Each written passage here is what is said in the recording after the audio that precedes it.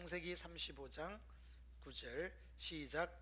야곱이 밧담 아람에서 돌아오매 하나님이 다시 야곱에게 나타나사 그에게 복을 주시고. 아멘. 자, 오늘 이 본문 9절에 야곱이 어디서 돌아왔다고요? 밧담 아람. 이 밧담 아람은 야곱이 이 창세기 35장 9절로부터 30년 전에 형이 야곱을 죽이려고, 형 에서가 야곱을 죽이려고 할 때 그 형의 낯을 피하여서 도망갔던, 피신 갔던 외삼촌 라반이 사는 그 지역을 밧담 아람이라고 합니다. 그리고 사실 이 야곱은 이 밧담 아람에서 이제 그 가나안 땅으로 돌아온 것은 실질적으로 10년 전이었습니다. 그런데 그는 원래 이 밧담 아람으로 30년 전에 떠날 때 하나님께서 그를 꿈속에 찾아오시잖아요. 그랬을 때 야곱은 자기가 그곳으로 돌아오겠다, 그래서 하나님께 제사를 지내고 하나님께 11조를 드리고 하나님을 섬기는 그런 언약의 백성으로 살겠다 약속했지만, 그가 이 창세기 35장 9절 이전에, 즉 10년 전에 돌아올 때 그는 자기가 보기에 좋은 곳, 세겜이라는 곳이죠. 그런 곳을 찾아다니면서 삶을 살았습니다. 그리고 결과적으로 그는 심각한 삶의 어려움을 겪었고, 이제 그는 자기가 보기에 살기 좋은 곳에서 도저히 살 수 없는 지경이 되었을 때, 우리가 지난주에 살펴보신 것처럼 하나님께서 야곱에게 찾아오셔서 어디로 올라가라?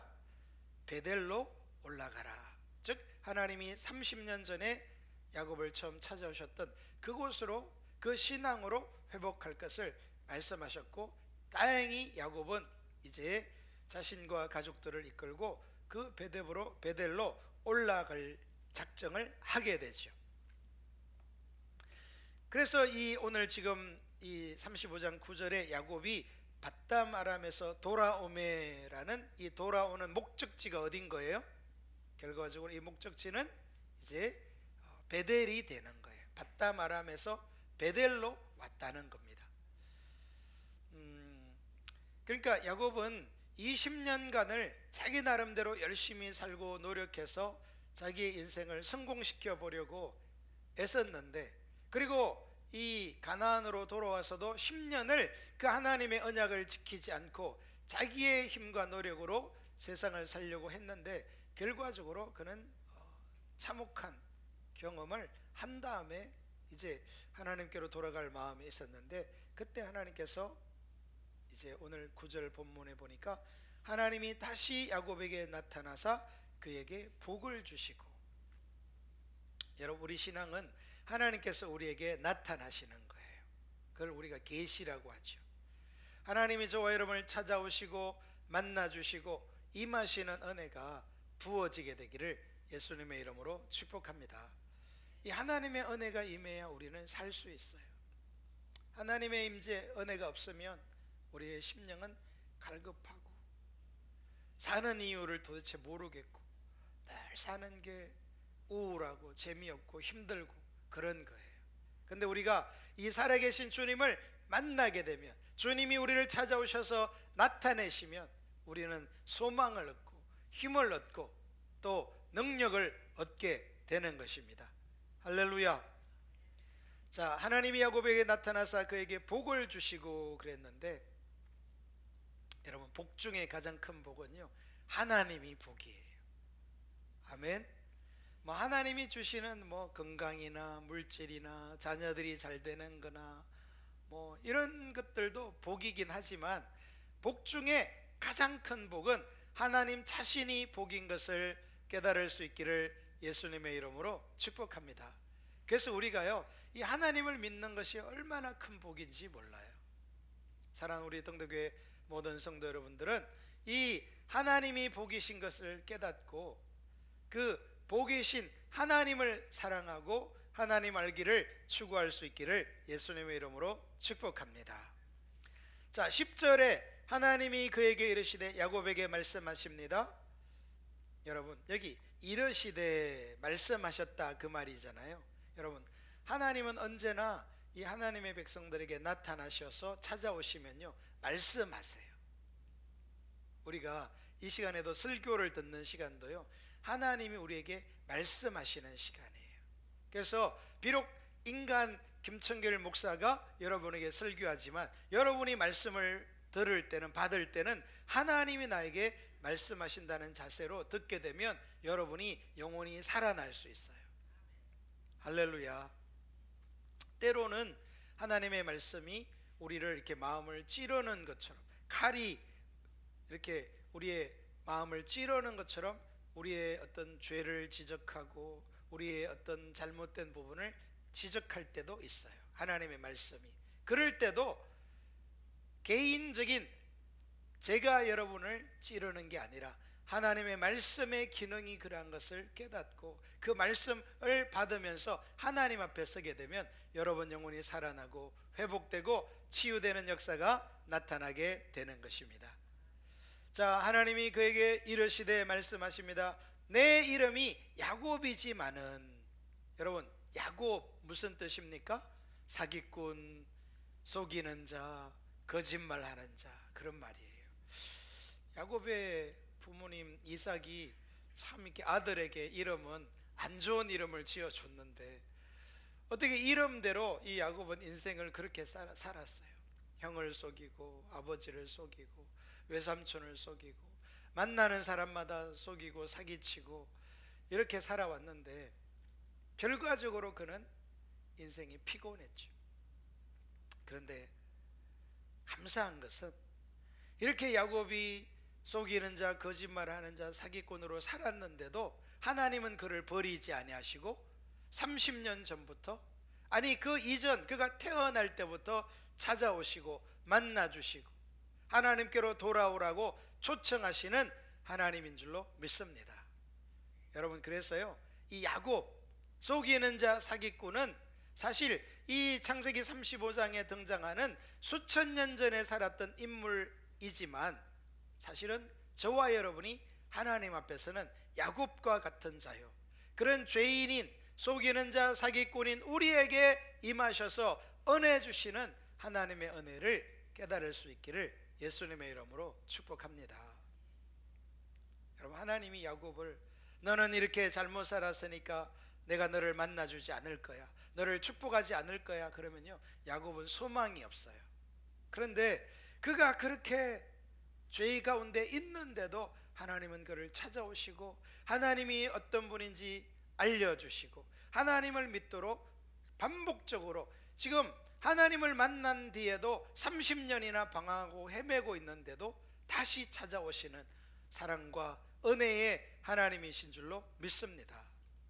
여러분, 하나님은 우리가 어떤 것을 잘할 때뿐만 아니라 여전히 하나님을 떠나고 여전히 넘어지고 여전히 죄 가운데 있을 때에도 하나님은 저와 여러분을 사랑한다는 사실을 깨달을 수 있기를 예수님의 이름으로 축복합니다. 그래서 우리가 깨닫는 것은요, 내가 이 세상을 잘 살고 하나님의 뜻대로 하나님을 기쁘시게 하는 삶을 살면 그거는 내가 그렇게 잘한 게 아니라 하나님의 은혜가 그렇게 나를 이끌으신 줄로 믿으시고, 아멘. 또 내가 야곱처럼 넘어지고 죄에 빠지고 하나님을 기쁘게 하지도 못하고 그럴 때에도 하나님은 나를 포기하지 않고 버리지 않는 사랑의 하나님인 것을 믿을 수 있기를 축복합니다.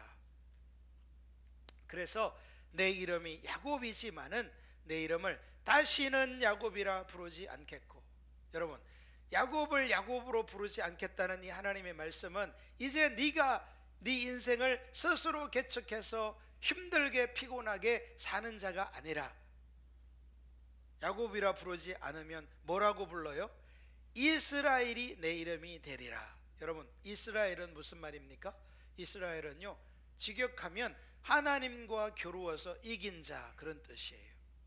여러분, 사람이 어떻게 하나님과 겨루어서 이깁니까? 이거는요, 제가 지난번에도 말씀드렸는데 2살짜리 아들을 이 아빠가 막 씨름하면서 그 아들에게 져주는 거예요. 여러분 2살짜리 아들이 아빠를 이길 수 있나요? 도저히 이길 수 없죠. 그런데 아빠가 그 아들을 사랑해서 져주는 거예요. 여기서 이스라엘 하나님과 싸워서 이긴 자라는 뜻은 하나님이 졌다는 게 아니라 하나님의 은혜가, 하나님의 사랑이 야곱에게 머물렀다는 뜻이에요. 할렐루야. 그래서 하나님은요 이제 야곱의 이름을 과거에 이미 바꿔주셨지만 다시 한번 그에게 확인시켜 줌으로써 그가 얼마나 하나님의 은혜와 사랑을 입은 인생인가를 깨닫게 하여 주시는 것입니다. 아멘. 여러분, 하나님은 저와 여러분도 이스라엘, 즉 하나님의 은혜를 입은 자로, 하나님과 겨루어 이긴 자로 불러주신다는 사실을 깨달을 수 있기를 예수님의 이름으로 축복합니다. 자, 그러면서 11절 하나님께서 놀라운 말씀을 약속해 주세요. 11절 봅니다. 하나님이 그에게 이르시되 나는 전능한 하나님이라. 여러분, 야곱에게 계시된 하나님은 어떤 하나님이세요? 나는 전능한 하나님. 여러분, 이 성경의 히브리어 전능한이라는 말은 이 엘샤다이 그런 말이에요. 하나님은 전능하시다, 즉 능치 못하심이 없다, 이런 말이에요. 여러분, 사람은 인생을 살아가면서 막 전능하죠. 저와 여러분이 능치 못한 게 아무것도 없죠. 그래요? 이 인간은요 전능하면커녕 안 되는 것 투성이에요.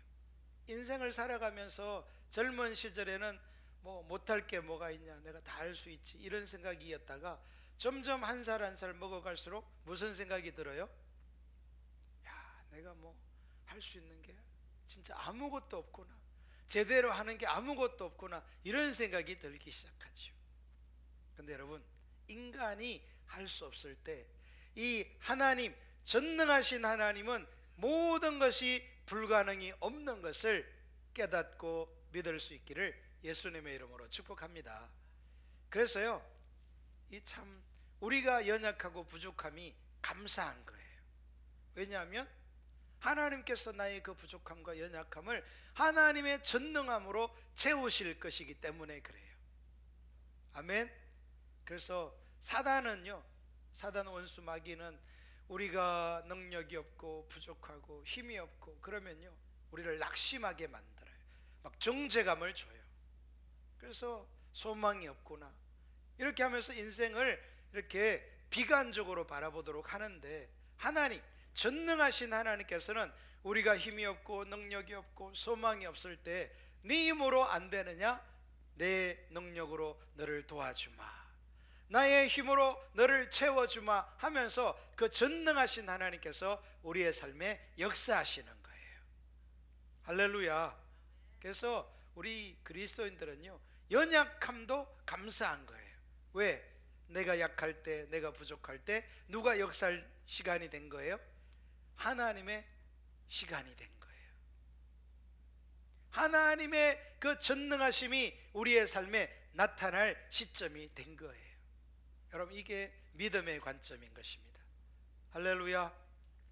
우리가 나 자신의 연약함과 부족함과 나 자신의 그 할 수 없음을 이렇게 직면하고 대면하는 것은요 그렇게 유쾌한 게 아니에요. 나는 왜 이렇게 못났을까, 나는 왜 이렇게 할 수 있는 게 없을까, 이런 생각이 들어서 좌절감이 들죠. 그런데 우리가 이 전능하신 야곱에게 찾아오시고 나타나신 그 전능하신 하나님을 깨닫고 믿게 되면 우리의 삶에 나의 연약함은 오히려 전능하신 하나님이 역사할 시간이라는 것을 알게 되는 것입니다. 할렐루야. 나는 전능한 하나님이라 생육하며 번성하라. 여러분, 지금 야곱은요 이 창세기 34장을 거치면서 어디에 살아야 될지, 사방에서 자기를 죽이려는 사람들로 가득한 상황에서 이 자신과 가족의 몸조차 어디 둘 데가 없는 그런 상황이에요. 근데 하나님께서 야곱을 찾아오시면서 하나님의 전능하심을 알리시면서 뭐하라? 생육하며 번성하라 말씀하세요. 여러분, 실제로 야곱은요 이 12 아들과 함께 이제 나중에 애굽으로 내려가게 되는데, 그 애굽에서 400년이 지난 시점에 그 애굽에서 나올 때는요, 그 숫자가 약 200만 명 이상의 사람으로 불어나 생육하고 번성하게 되는 일이 일어나요. 할렐루야. 현실을 보면 도저히 생육하고 번성할 그런 환경, 상황이 아닌데도 불구하고 하나님이 약속하신 그 약속을 믿고 믿음으로 서게 되면 하나님의 약속은 반드시 이루어지게 되는 것입니다. 아멘. 또 한 백성과 백성들의 총회가 내게서 나오고, 여러분, 백성이 너에게서 나온다. 백성은 뭐를 백성이라고 하나요? 백성은요, 나라의 그 국민들을 백성이라 그래요. 그러니까 한 백성이 너의 그 후손에서 나온다라는 말은 너의 후손이 뭐를 이룰 것이다? 나라를 이룰 것이다 라는 약속이에요. 여러분, 지금 뭐 아들은 많아요. 12명이나 되니까. 그러나 그 12명이라고 해서 그 아들들이 한 나라를 이룰 것은 보이지 않죠. 물론 이 하나님의 약속은 나중에 한참 세월이 흐른 다음에 이루어지게 되지만, 하나님은 야곱이 도저히 생각할 수도 없고 꿈꿀 수도 없는 미래를 약속하시고 언약하시는 것입니다. 할렐루야. 여러분, 하나님은 저와 여러분에게도요 약속하세요. 우리의 형편과 상황과 상관없이 전능하신 하나님이 약속하시면 그것이 반드시 이루어질 줄로 믿을 수 있기를 예수님의 이름으로 축복합니다. 뿐만이 아닙니다. 한 백성과 백성들의 총회가 내게서 나오고 왕들이 내 허리에서 나오리라. 왕들이 복수죠. 여러분, 실제로 이 야곱의 후손 그 12지파에게서 왕들이 나오죠. 첫 번째 왕 사울 왕이 베냐민 지파고요, 둘째 왕 다윗이 유다 지파에서 나오게 되잖아요. 야곱은요 지금 이 자기의 그 후손들이 나라를 이룰 거고 왕들이 태어날 것이다, 이 말은요 보통 말이 아닌 거예요. 우리가 지금 현대 관점으로 생각해 보면 도저히 이루어질 것 같지 않은 지금 처지가 절박한 상황인데, 여러분 거기 창세기 34장 30절 보세요. 이 야곱이 얼마나 절박한지 거기 말하고 있어요. 야곱이 시몬과 레이에게 이르되, 아들들이죠, 너희가 내게 화를 끼쳐 나로 하여금 이 땅의 주민 곧 가나안 족속과 브리스 족속에게 악취를 내게 하였도다. 나는 수가 적은즉 그들이 모여 나를 치고 나를 죽이리니 그러면 나와 내 집이 멸망하리라. 이 지금 야곱은요 굉장히 지금 마음에 위축되고 위기를 느끼고 있어요. 그런데 그런 상황인데 하나님이 그를 찾아오셔서 하시는 말씀은, 백성이 너에게서 나올 것이고 생길 것이고 너에게서 왕들이 내 허리에서 나오리라. 여기 허리에서 나온다는 말은 후손에게서 그런 왕들이 태어날 것을 말하고 있는 거예요. 여러분, 실제적으로 이스라엘의 왕들이요 이 야곱의 후손으로 태어나게 됐고요, 왕 중의 왕이신 누구? 예수 그리스도가 이 야곱의 후손으로 태어나게 되는 거예요. 할렐루야. 우리가 믿는 예수 그리스도, 왕 중의 왕이신 그분이 이 야곱의 후손 유다의 지파에서 태어나게 되는 거죠. 현실로 본다면 이 하나님의 언약 약속은요 도저히 믿어지지도 않고 너무나 허황되고 그렇게 들릴 수 있어요. 그러나 우리가 이 하나님이 어떠한 하나님인지, 그 하나님이 전능한 하나님인 것을 알게 되면 우리는 주님이 주시는 약속을 믿을 수 있고 붙잡을 수가 있게 되는 것입니다. 할렐루야. 자, 그러면서 12절 주님이 계속 약속하십니다. 12절을 우리 다 같이 읽어봅니다. 시작.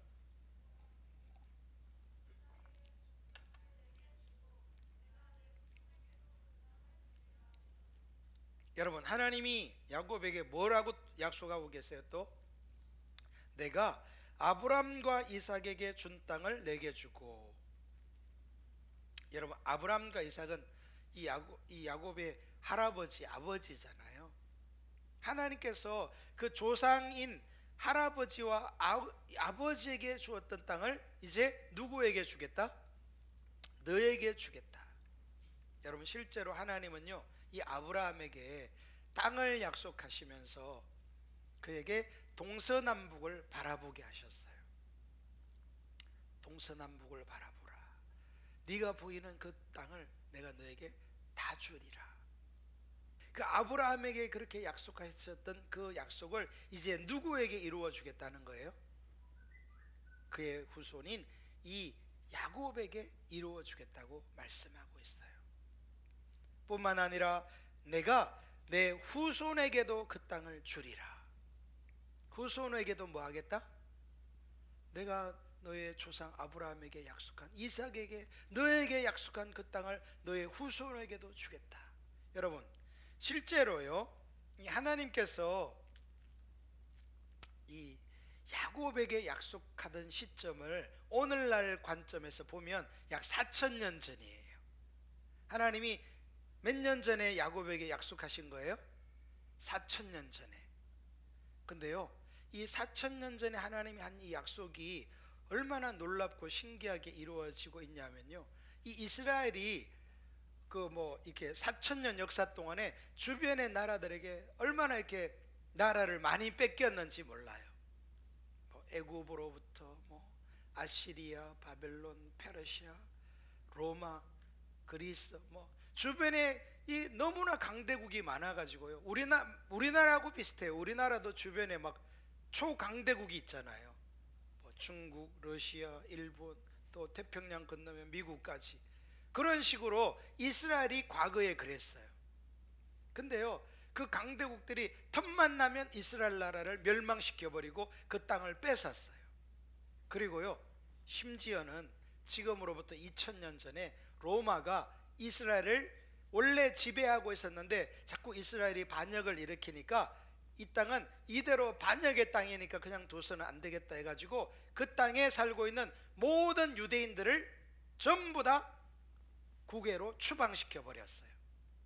그리고 이스라엘 땅에는 이 유대인들은 살지 못하도록, 여러분, 그렇게 한 지가, 나라를 없애버린 지가 2000년이 지났어요. 여러분, 어떤 나라가 2000년 동안 이 지구상에 존재하지 않았으면 그 나라가 다시 생길 수 있나요? 우리나라가 일본으로부터 46년간 지배를 받아도 그 영향력이 큰데, 만약에 2000년간 나라가 없다면 어떻게 그 나라가 다시 생기겠어요? 근데 너무나 놀랍게도요, 이 1948년에 이 2차 세계대전이 끝나면서요, 그 세계대전의 성전 국가들이 모여서 회담을 하면서 이 이스라엘 나라를 다시 세우기로 결의를 해버린 거예요. 2000년 만에. 여러분, 그래서 지금 현대 이스라엘이 그래서 이 땅에 여전히 존재하고 있어요. 너무나 놀랍지 않아요? 하나님께서 4,000년 전에 야곱에게 하신 약속이 지금도 신실하게 이루어지고 있는 걸 볼 수 있어요. 할렐루야. 수많은 어려움과 나라가 없어진 적이 한두 번이 아니었는데 그 언약은 신실하게 지켜지고 있는 거예요. 하나님은 이 야곱에게 주신 약속은요, 한편으로 저와 여러분에게 주신 약속이에요. 할렐루야.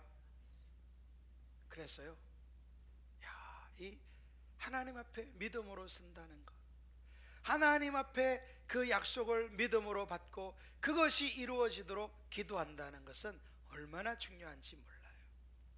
도저히 이루어지지 않을 것 같은 그 일도 하나님이 정말 약속하셨으면 하나님은 그것을 반드시 이루세요. 할렐루야. 그래서 저와 여러분은 믿음으로 사는 법을 배워야 돼요. 현실을 따라가는 게 아니라, 현실에 힘들고 어렵고 눈물 나는 그런 현실을 바라보는 자가 아니라 하나님을 바라보고 하나님의 약속을, 그것이 반드시 이루어질 날이 있다는 것을 믿음으로 바라보시는 저와 여러분이 되기를 축복합니다. 자, 이렇게 야곱에게 약속을 주시고 13절 하나님이 그와 말씀하시던 곳에서 그를 떠나 올라가시는지라.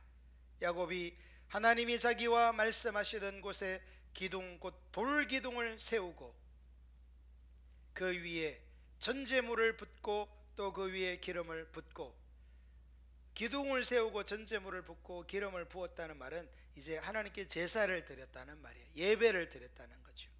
그리고 15절에 보니까 하나님이 자기와 말씀하시던 곳의 이름을 베델이라 불렀더라. 여러분, 이 베델, 야곱이 30년 전에 형을 피하 자기를 죽이려는 그 형 에서를 피하여 밧담 아람으로 가던 그 도상에서 자기를 찾아온 하나님을 만난 장소잖아요. 베델 뜻이 뭐예요? 하나님의 집이라는 뜻이죠. 살아계신 하나님이 찾아오신 그 베델에서 이제 야곱은 30년 만에 다시 그곳을 찾아와서 하나님께 예배드리며 하나님을 부르며 자기를 부르시는 그 하나님의 언약을 새롭게 하는 믿음으로 나아가는 것을 우리가 보게 됩니다. 등대교회 성도들이 앞으로 30년 후에 여러분에게 임하셨던 그 하나님이, 여러분에게 찾아오셨던 그 하나님이 약속하시고 그 약속이 성취되어 가는 것을 볼 수 있는 그런 복된 생애가 되기를 예수님의 이름으로 축복합니다. 때로는 현실이, 환경이, 상황이, 하나님의 언약은 도저히 이루어질 것 같지 않은 그런 상황이 찾아올 때도 있어요. 그러나 그럴 때도 우리는 믿음으로 하나님을 믿고 하나님의 약속을 믿고 하나님의 언약은 반드시 이루어진다는 사실을 믿으시고 끝까지 믿음으로 달려가는 저와 여러분이 되기를 예수님의 이름으로 축복합니다.